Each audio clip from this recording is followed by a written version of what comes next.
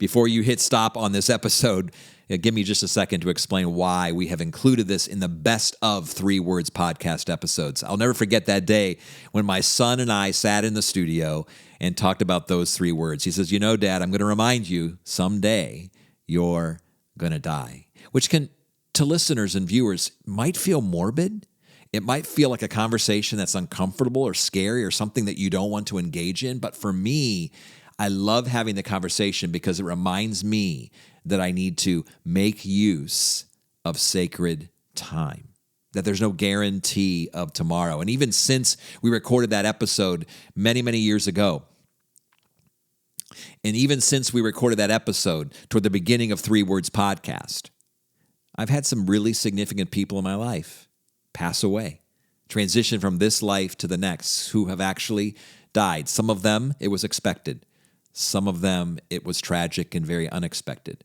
But it's a reminder, friends, that every day is precious, that every moment matters, that each choice counts, that we should hug our loved ones, that we should savor the days that we have and be fully present in those days, knowing that the day will come when our time on this planet will end. That's why we're revisiting this topic today, You're Gonna Die, as a part of our Best of 3 Words podcast episodes, because we feel like it's a really important conversation to re-envision and to revisit again.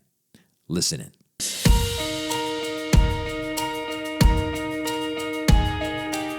Hello, everyone, and welcome to 3 Words, a bite-sized podcast about the significant and strategic choices that I can make, that you can make, in order to become the best version of yourself. My name is Dr. Michael Brown. I am the host of this podcast, and today I am joined by my son. Hey, Dad. Logan Michael Brown, my second oldest son, is joining me today on this podcast with these strange, interesting 3 words. You're gonna die. I mean, what should a father think when the day before we're taping and recording podcasts that my son Logan would say to me, Dad, I would love to do a podcast with you tomorrow. I've been thinking about this. Let's be spontaneous. 3 words. You're going to die. What in the world is this all about? Well, I mean, it's not like a threat. Like, it's just like, you're going to die. Like, everybody's going to die. And I think that's just like something I've been thinking about. Like, life is so short and life is so precious, and we're all going to die one day. And the craziest thing is, like, we don't really know when we're going to die. But like, I feel like with that thought in mind, that should be enough inspiration, enough motivation for anything, just to like live your life well and live every day like it could be your last, because it could be, especially for someone like you who's getting much, much older every single day. And healthier, son. Healthier. And healthier, of course. Sure. But I mean, I don't know. Death is like a weird thing. I remember when I was a kid, there was like a kid. I was like probably like 5 or 6. There was like this 3-month period where every single night I was absolutely convinced I was going to die. I don't know if you remember this, but I remember like creeping into you guys' room, and then my heart's like racing because I'm always scared to wake you guys up in the middle of the night, especially you, because you get kind of mad. So I'd always try to find Mom, but then I'd always forget which side she's on. But I'd wake you guys up and be like, Mom, I think I'm going to die. And I'm sure the first time I did that, that was scary for you guys, because like, what do you think when a kid tells you that? But I think eventually you realize like that's just something I was afraid of and something that I was thinking about and feeling. You know what I mean? Yeah, for sure. Well, it's interesting you say that because, as you know, I think a lot about death, more because I think about how I want to live my life today. But I actually enjoy asking the question when I speak at major events, when we're talking about living life on purpose or every choice counts, is I'll actually have people raise their hand. And I think I've shared this with you, but I'll have people raise their hand and I'll say, so how many of you here today think you're going to die? And every hand goes up. And then I say, well, I'm just curious. Keep your hands up. How many of you think you're going to die this week? And of course, every hand goes down because everyone knows theoretically that they're going to die. Like, we know that, but we don't believe that. And we don't live as though that's true. And we don't believe it's going to happen this week. I've actually done this in a nursing home. I actually was in a nursing home where I asked the same question. How many of you think you're going to die someday? And they actually they laughed out loud because you have 80, 90-year-olds going, how many of you think you're going to die this week? Same question. Yeah. And none of them thought as well. So I think there's something within us, and it's a cool thing because I don't want them to be struggling with what you were struggling with every day, feeling like, oh my gosh, I think I'm going to die today. Yeah. But there's something in us that says, I think I'm going to live. And I want to live. And I think that's super cool. But there's something very interesting about these 3 words that obviously brought me to a point where I said, yeah, let's do it. Mm-hmm. And it's because I want to live life on purpose. Yeah. And I feel like you think about death more than most people anyone I've ever met. Like, you are constantly thinking about your death and more specifically your funeral, right? Yeah. I think one of the reasons, son, is, and this is, it's still strange to me. I'm not even sure I would be in the life coaching business. I'm not even sure I would be speaking about such things were it not for the death of your grandmother.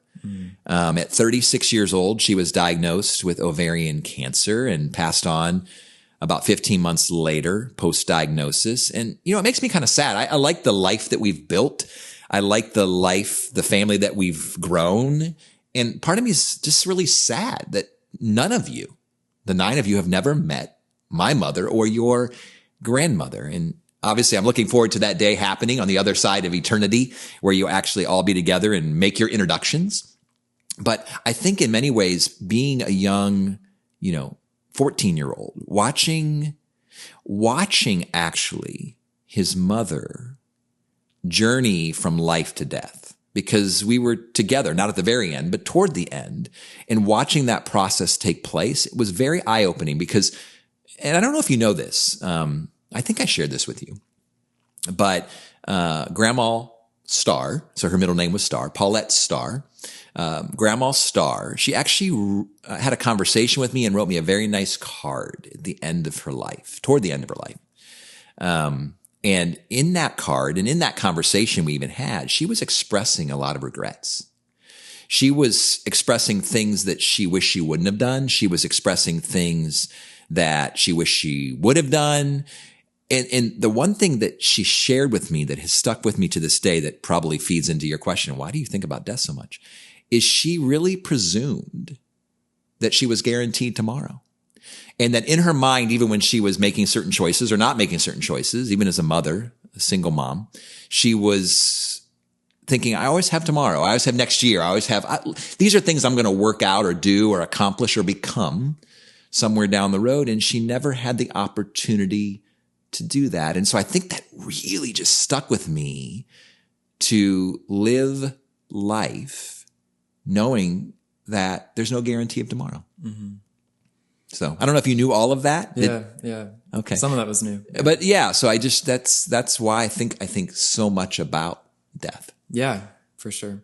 And you even have your funeral journal, which is I do something that you talk about a lot, but you kind of write down groups of people and what you want them to say about you at your funeral. Mm-hmm. And I think that's a really cool exercise. But I also have been thinking about that. And I think it's also just as important to not worry about what other people think about you, what they say about you, because you don't always have control of what other people think about you. But you have I want to live a life that I'm proud of and that I'm happy with. And I want to kind of live with no barriers in place. So Dad, as you know this, I'm a first generation college student. You know that. My dad never really pushed me to get an education, but that was something that was really important to me. So I got my degree in marketing from Bowling Green State University, and that was not an easy degree. That was really hard. I took some really tough classes. There was calculus, there was accounting, and then there was economics. And I was terrible at economics, and all of those concepts just went right over my head, right? But there was this one concept that really stood out to me, and it was the idea of sunk costs. Do you know what those are, Dad? I do not. You probably don't. You probably don't. But education is important, and that's why I'm going to teach you, okay? Sunk costs are basically costs that have already been incurred. You can't go back. It's like spending money, and no matter what you do, you can't get that money back. But costs can also be time. They can be resources. It can be all those things. So to kind of put it, an example is, let's say you go to the movies. You walk in, spend $15. It's like a nice movie theater, so it's kind of an expensive ticket. And you sit down, the movie starts, and you realize like, oh shoot, this is not the movie that I thought it was. I really don't enjoy this. This is terrible. But then in the back of your mind, you're like, but I already spent $15, so I might as well sit through it. But that's like such an irrational thought. Like we should be thinking in terms of like, what's just going to bring us the greatest happiness? What's going to push us in a direction that we want to go? And I think a lot of times like people have these sunk costs in their life. And I think like they are acting as barriers, and barriers that don't actually exist, like barriers that you've just created in your own mind. So like, I think it doesn't matter like how far you've gone in one direction on your life, how much money you've spent, how far you are in your career, or like all these things that you've done. Like if you find something that makes you happier, you should just immediately choose to follow that. To pivot. Like if you have something in your life that you're more passionate about, even if it changes overnight, like you should change overnight with you. You know, like you shouldn't let these sunk costs determine your life. You know what I mean? I do. I love this idea of pivoting, this idea of wasted time. Because it's true. As you sit there through the movie, you almost feel like you're obligated to because you made that $15 investment. Yeah. But the greatest gift you have is time. See, whereas money, that $15 can either be spent or saved, or invested. Time can only be invested or spent. Every minute that passes, we lose. So why would I not treat that as the greatest commodity over the $15? So I resonate with that. And I love this idea of why wait to pursue your passion? Why pause? Why not just pivot? Because there's always this sense that I'll get to it later, right? If you don't think about the fact that I'm going to die someday, and if I don't think about the fact that there's only so many days in my life, then I probably will squander my time. Yeah. I'll live that way. Yeah. I don't know if this is the right time to do this, but Dad, can we talk about your marbles? Can we? Like, I feel like this is the right time. Like, okay. People should know about your marbles. People should know that I'm losing my marbles, or well, that you're losing them, literally, figuratively. But how about you tell us a little bit about your marbles? Because this is something that I've literally never heard of until you told me one day that you bought thousands and thousands and thousands of marbles. That is true. And I think I wanted to take my awareness of the brevity of my life to an extreme.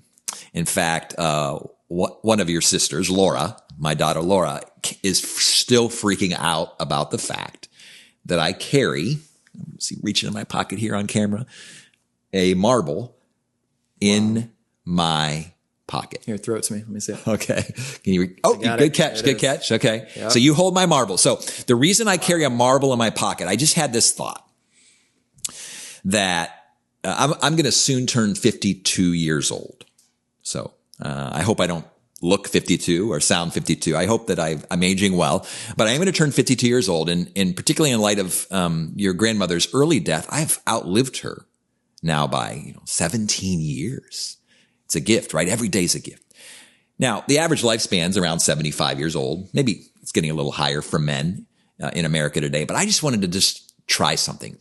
I wanted to count how many days, if I were to live to be 75 years old, how many days do I have left? And at 52 years old, which is just around the corner, at 52 years old, I have 8,500 days remaining. So I instructed my son, Ethan, your brother. I said, Ethan, I want you to find me 8,500. I want you to order me 8,500 marbles.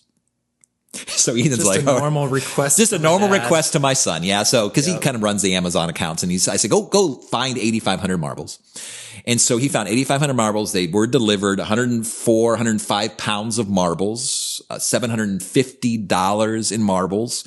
In now a big, huge fish bowl in my room. It cannot be lifted, but I can see them. And to be able to go into as I'm getting ready each day, to reach into that fish bowl, that huge jar, and pull out one of those marbles. One of these marbles. And I stick it in my pocket. And throughout the day, I'm reminded I have 24 hours today. And I want to live all out, just like you said, passionately all out, all in that marble. Now, I have one priority in that marble. In that marble, in that 24-hour period, my priority is human connection. So everything else that happens outside of human connection is peripheral to the priority, which is human connection. Because at the end of my life, it's all about relationships. It's all about connection. And so I want to make sure. And so I put my hands in my pocket a lot. I don't know why that is. So it works out perfectly. I put my hands in my pocket. And whenever I feel that marble, I'm just reminded if I'm frustrated, if I'm stressed, if I'm hurried, if I feel like my values and my priorities are off for the day, I'm just reminded, come back to the fact that today is a gift. And I'm going to live fully in the marble. Now, at the end of the day, I take that marble, at least I used to, and I put it in a Tupperware, a big, huge Rubbermaid. And I've instructed my family already, as you know, to, at my celebration of life service someday, my funeral, yeah. I want everyone to be able to get a marble.